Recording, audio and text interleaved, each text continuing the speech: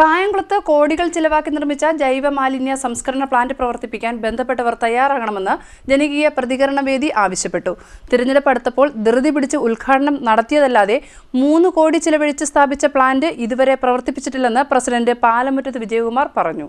കായംകുളം നഗരസഭയിൽ കോടികൾ ചിലവാക്കി നിർമ്മിച്ച ജൈവമാലിന്യ സംസ്കരണ പ്ലാന്റ് പ്രവർത്തിപ്പിക്കുവാൻ ബന്ധപ്പെട്ടവർ തയ്യാറാകണമെന്ന് ജനകീയ പ്രതികരണ വേദി ആവശ്യപ്പെട്ടു. കരാർ കമ്പനി നഗരത്തിൽ നിന്നും ജൈവമാലിന്യങ്ങൾ സ്വന്തം നിലയിൽ ശേഖരിച്ച് പ്ലാന്റിലെത്തിച്ച് സംസ്കരിക്കുകയും ഇതിലൂടെ ലഭിക്കുന്ന ജൈവവളം കരാർ കമ്പനി വിറ്റ് ഒരു വീതം നഗരസഭയ്ക്ക് നൽകുകയും ചെയ്യും എന്നാണ് അധികൃതർ പറഞ്ഞിരുന്നത്. എന്നാൽ തെരഞ്ഞെടുപ്പ് അടുത്തപ്പോൾ ധൃതി പിടിച്ച് പ്ലാന്റിന്റെ ഉദ്ഘാടനം നടത്തിയതൊഴിച്ചാൽ യാതൊരു നടപടിയും തുടർന്ന് ഉണ്ടായില്ല. 3 കോടി രൂപ ചിലവഴിച്ച് സ്ഥാപിച്ച പ്ലാന്റ് ഇതുവരെ പ്രവർത്തിപ്പിച്ചിട്ടില്ല.